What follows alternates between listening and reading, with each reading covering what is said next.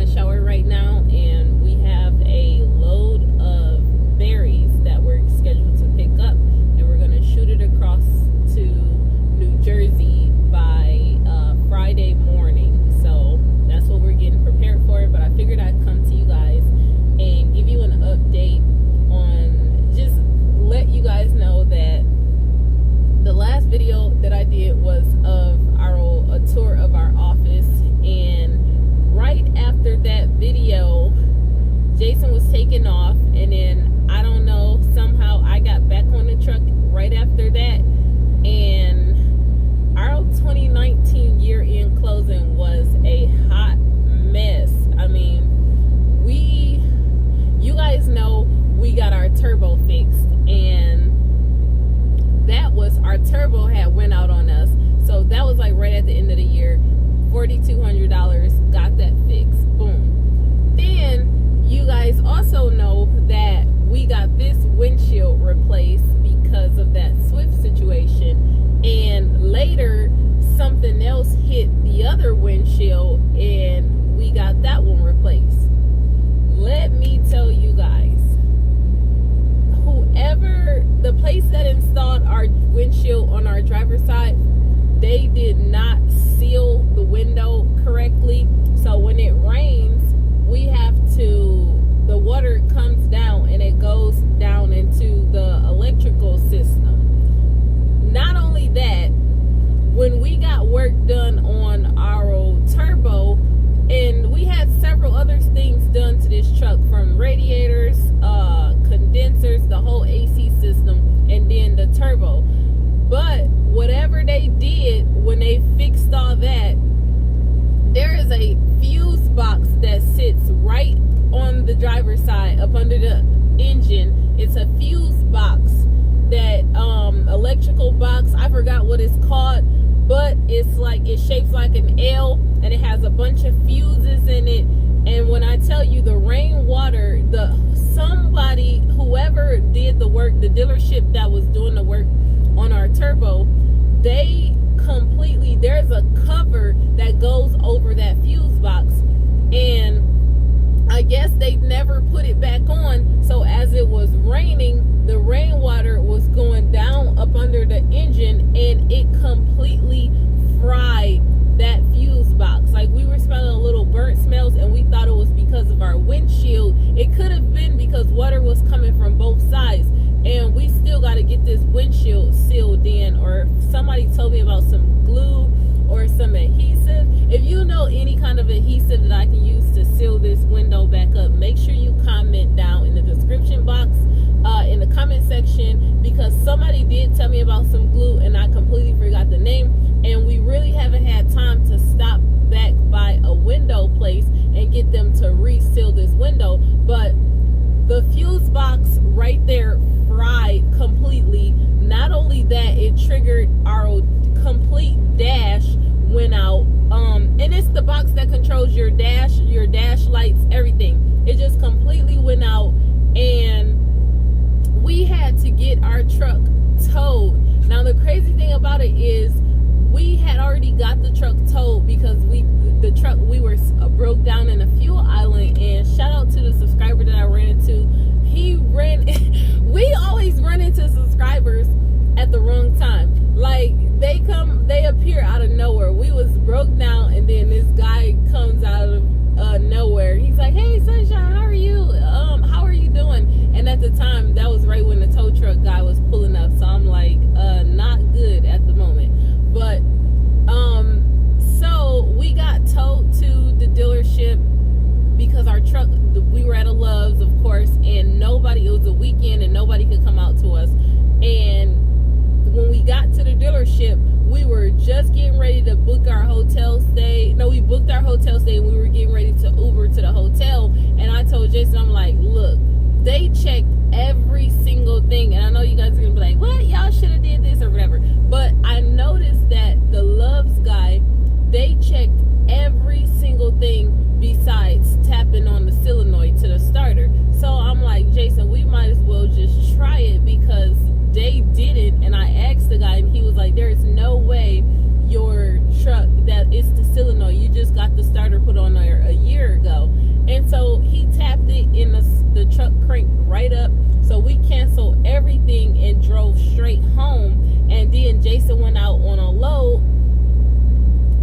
And yeah, that's how I got off the truck. He went out on that load, and completely right before, like 500 miles back in Georgia before, or Birmingham, before getting to Florida, that's when a truck just broke down, and we had to get it towed again. So that was like $1,000 we spent getting it towed and Ubering, and then he got it towed again to the dealership right around in the same area that we had just came from. And I ended up having to, with all that fuse box frying, the radiator, we had to get a whole new radiator put on our truck, which I don't understand, but somehow that stuff was working together. And they were trying to charge us $1,400 for a radiator. So I put $37 into my car and drove from Arkansas to Birmingham, Alabama. It's only like 4 hours away. And I drove there, and we drove to the same place in Georgia where we got our radiator from, and we got it for free.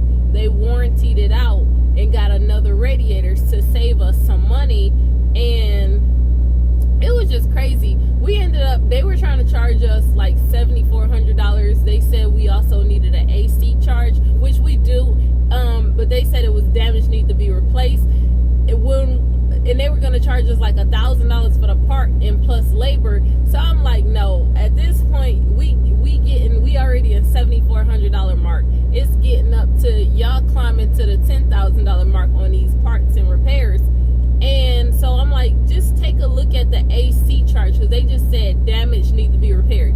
It had a dent in it.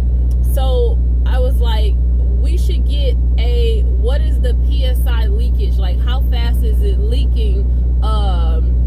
And it's leaking, but it's not leaking like noticeably fast. So I'm like, look, we will get that done later, which we're gonna, because this is like a crazy month for us.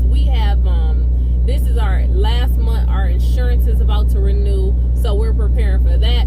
Then right after we renew our insurance, we got to redo our plates. It's like everything, all our bills are smack in the same month, in the same time frame. And then February doesn't make it any better because it only has 28 days.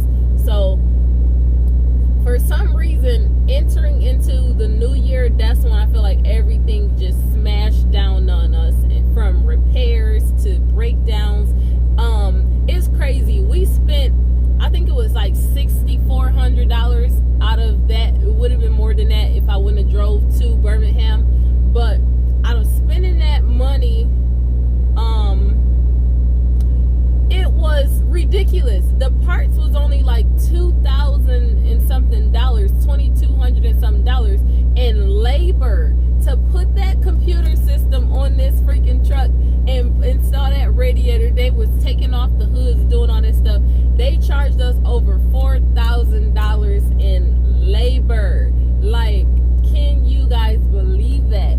And so these are the things that we be telling you guys about. Like, it's like one breakdown, one thing in trucking. Like, you start thinking about the what ifs. Like, what if these fools would have put that cover back on there? Like, who's to blame for this? It's like, we had a cover covering our fuse box.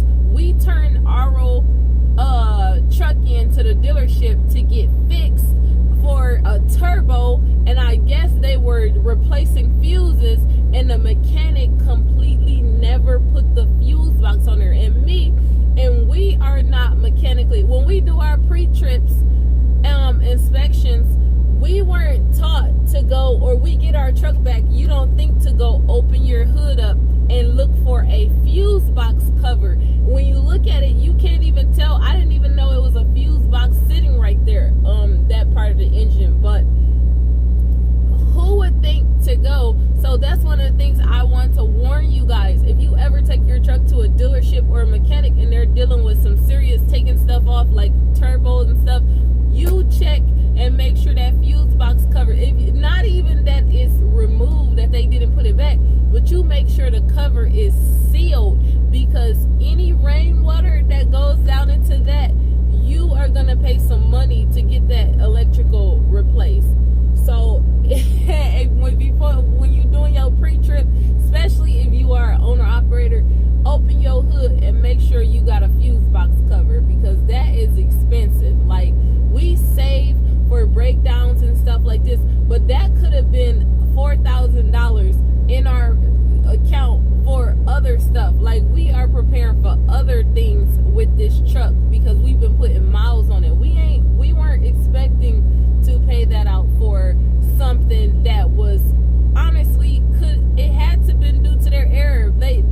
never put our fuse box cover back on, and therefore it got water in it. Another error, these people didn't install our windshield right, so they didn't seal it right, so now we have to go back and get it resealed and everything. But if you do get your window installed as well, do not take that lightly. If you see it leaking, you go and get it sealed. Drop that glue, adhesive, whatever it is, that for me to reseal this, because if it comes on the inside, you got electrical, that stuff is expensive, and these are the kind of breakdown things that will make or break you in trucking. And lucky for us, it was a blessing, because this month we didn't have to pay, since it's our last month, we didn't have to pay our insurance bill this month. So that was a big blessing for us. But it's like, dang, we could have kept that money. But I'm not gonna continue and nag about this. I just wanted to give y'all a warning and let y'all know, like, check that out and be mindful. Be mindful of water your windows, and make sure that cover is on that box, and make sure you check if you ever get your truck in a dealership. Make sure after it's out, you check and make sure the stuff is covered back up, or it ain't nothing missing. Check your whole engine, because they do stuff and you don't know it until you're driving and you're on like 3 loads or it could be a month later, and it finally decides to rain, and bam, a whole nother issue, which is due to them not putting your box back. So it's crazy. Another thing is, do what we do. If you, like us, if it's only costing, they're gonna charge you $1,400 for a radiator, because they have to go get it and do all that stuff, and then we paid $37 in gas, and all you have to do is drive and go get your own part. We do that all the time. Every time we get a breakdown, we go and we drive and get our own parts. If we don't have a car, because we're out of state, we will Uber to go get our parts and shop around. Do not take a few moments and shop around for your parts, especially if you are owner operator. Another thing that I know y'all gonna be telling me this, so I'm just gonna get it out. We have to make sure that we have mechanics in different states, each states or programs. That's something that we're working on. I know that's what y'all gonna get on my case for, and trust me, I have been looking, but it's just so much, like, sometimes we just like forget it, just take it to the dealer, because a lot of times these mechanic shops, they don't be having all of the equipment and technology, and they'll work on your truck and keep throwing parts at your truck, and then when they can't figure it out, they tell you to go to the dealership anyways. So we just be like, forget it. We don't want to waste our time going from mechanic to mechanic. We just want to take it straight to the dealership, which is going to be its final destination. So that's something that we're doing. Another thing, you guys may not be